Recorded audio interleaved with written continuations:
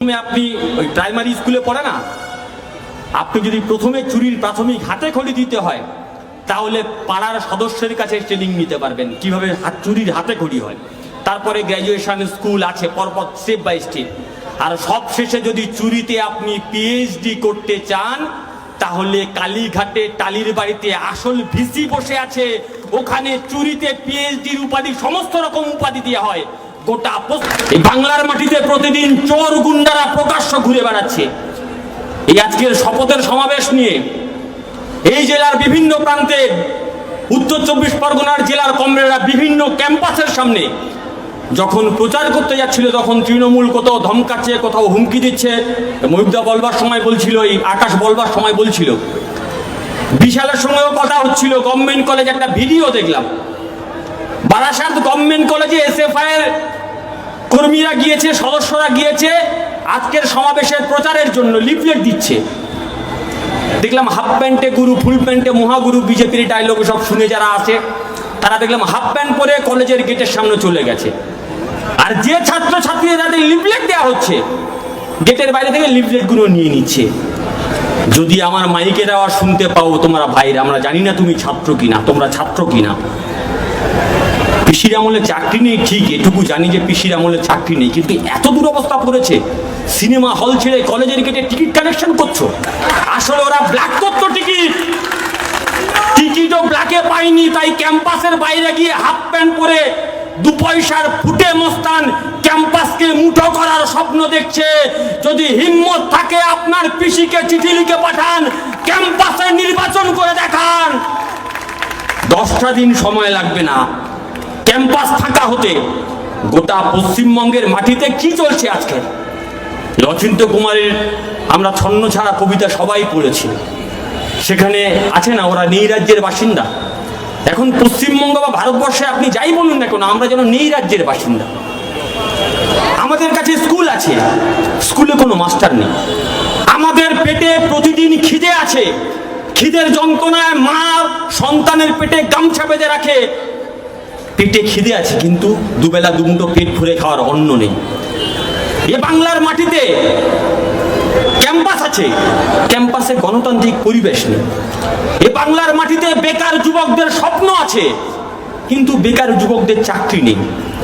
এই বাংলার মাটিতে ফ্ল্যাটে ফ্ল্যাটে ওদের বান্ধবীদের টাকা আছে, টাকা ভোগ করার কোনো উপায় জনগণের কাছে নেই। আর উল্টো দিকে ভারতবর্ষের মাথায় বা নবান্নের মাথায় যারা বসে আছে ওরা হচ্ছে সব রাজ্যের বাসিন্দা।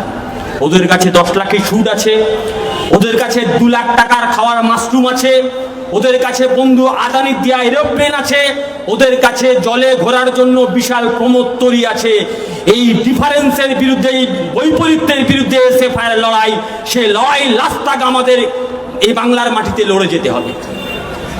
8,000 স্কুল বন্ধ আছে, তৃণমূলের মুখে কোনো কথা আছে? আমরা বিধানসভা অভিযান করেছিলাম, আমাদের রাজ্যের শিক্ষামন্ত্রী সেই সময় ব্রাত্য বসু বলেছিলেন যে একটাও স্কুল বাংলার মাটিতে বন্ধ হবে না। বরঞ্চ তোমাদের কথা দিয়ে বলতে পারি বাংলার মাটিতে অনেকগুলো ইউনিভার্সিটি আমরা নতুন করব। আমরা ইউনিভার্সিটির নমুনা কেমন দেখলাম, কদিন আগে দেখলাম পিসি ওই স্পেনে গেল, স্পেন থেকে দুবাইয়ে এসছে। দুবাই আসার পরে উনি বললেন দুবাইয়ের ব্যবসায়ীদের, আপনারা পশ্চিমবঙ্গে আসুন, পশ্চিমবঙ্গে ইনভেস্ট করুন, আমরা সব করেছি। বললো কি করেছেন?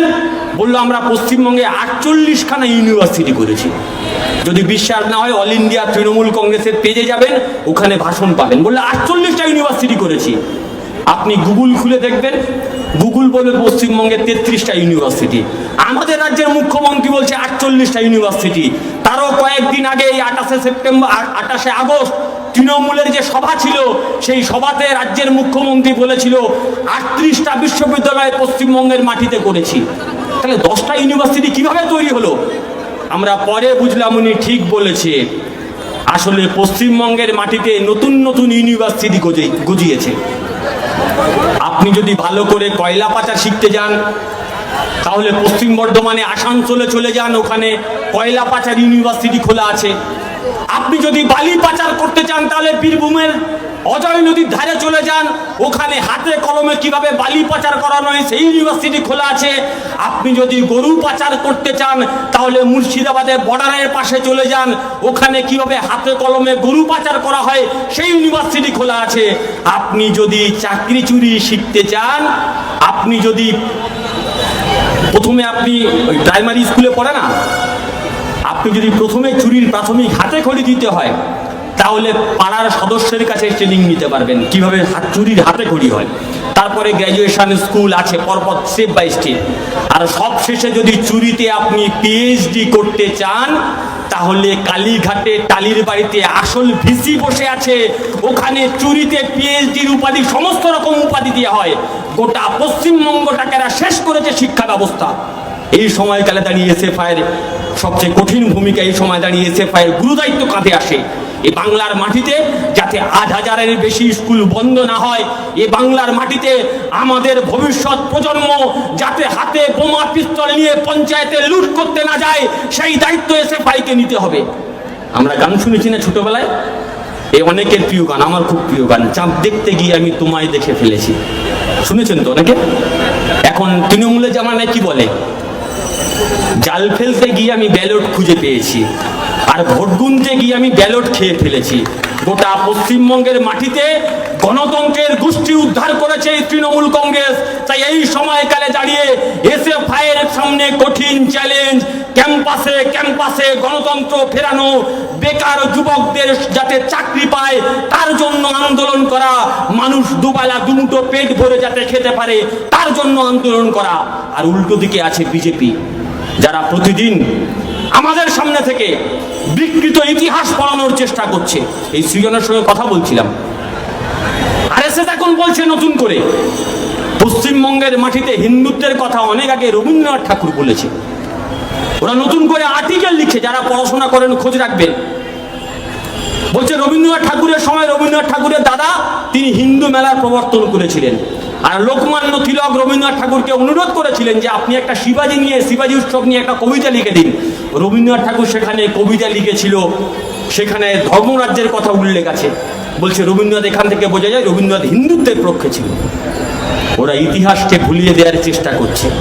যারা এসএফআই এর কর্মী, ওই আরএসএস হাত প্যান্ট পরে যারা ঘুরে বেড়ায় তাদের চোখে চোখ রেখে বলতে হবে এটা সেই বাংলা যখন লর্ড কার্জন বাংলাকে ভাগ করছিল, যখন হিন্দু মুসলমানে বিভাজন করছিল, ঠাকুর বাড়ির সামনে দিয়ে, জোড়াসাঁকোর ঠাকুর বাড়ির সামনে দিয়ে মিছিল শুরু হলো পায়ে পায়ে, জনগণ গান করছে আমার সোনার বাংলা আমি তোমায় ভালোবাসি, সামনে রবীন্দ্রনাথ ঠাকুর হাঁটছে, হাতে রাখি নিয়ে লোকের হাতে বেঁধে দিচ্ছে ঐক্য চাই। হাঁটতে হাঁটতে যখন মিছিলটা যখন নাখোনা মসজিদের সামনে এসছে, পুণ্য হোক হে ভগবান, গোটা মিছিল থেমে গেল। রবীন্দ্রনাথ ঠাকুর দাঁড়িয়ে বললেন আমি মসজিদের মধ্যে যেতে চাই। বললো মসজিদে যাবেন? বললো আমি মসজিদের মধ্যে যেতে চাই। জুতোটা বাইরে খুলে রেখে খালি পায়ে মসজিদের মধ্যে ঢুকলেন। মসজিদের ইমাম সাহেব দাঁড়িয়ে আছেন, ডেকে বললেন আমার নাম রবীন্দ্রনাথ ঠাকুর, আমি ঠাকুর বাড়ি থেকে এসেছি। ইংরেজ সরকার বাংলাটাকে ভাঙতে চাইছে, হিন্দু মুসলমানে ভাগ করতে চাইছে, আমরা তার বিরুদ্ধে সম্প্রীতির উৎসব পালন করতে চাই। ইমাম সাহেব স্মিত হেসে হাতটা বাড়িয়ে দিলেন। এটাই পশ্চিমবঙ্গরা সেই রবীন্দ্রনাথ ঠাকুরকে ভোলাতে চায়। ওরা হিন্দুত্বের পোস্টার বয়, বিবেকানন্দকে আমাদের সামনে নিয়ে আসে। কোন বিবেকানন্দ? যখন গোটা প্লেগ শহর কলকাতা জুড়ে ছড়িয়ে পড়েছে তখন একদল সন্ন্যাসী বিবেকানন্দের কাছে গিয়ে বললেন ভারতবর্ষের মাটিতে গরুরা খুব সমস্যায় আছে, আপনি তাদের জন্য কিছু চাঁদার ব্যবস্থা করুন।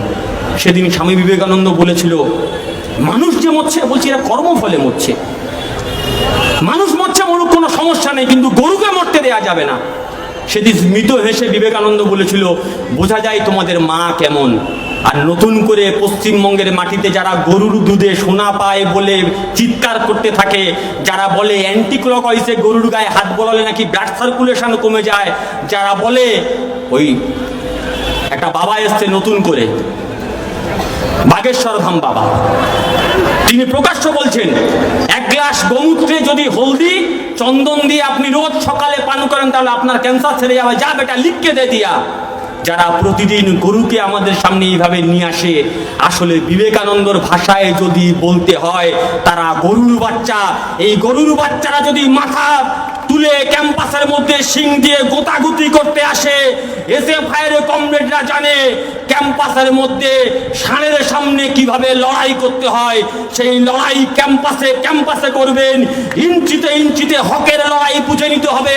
ছাত্র ভোটের দাবিতে, ক্যাম্পাসে গণতন্ত্র ফেরার দাবিতে, বাংলার মাটিতে শিক্ষা বাঁচানোর দাবিতে এ লড়াই আগামী দিনে আপনারা ত্বরান্বিত করবেন, এই আশা ভরসা রেখে সবাইকে আবারও আমার সংগঠনের পক্ষ থেকে যথাযোগ্য শ্রদ্ধা সম্মান জানিয়ে আমি আমার কথা শেষ করলাম। ইনকিলাব জিন্দাবাদ, ভারতের ছাত্র ফেডারেশন এসএফআই জিন্দাবাদ।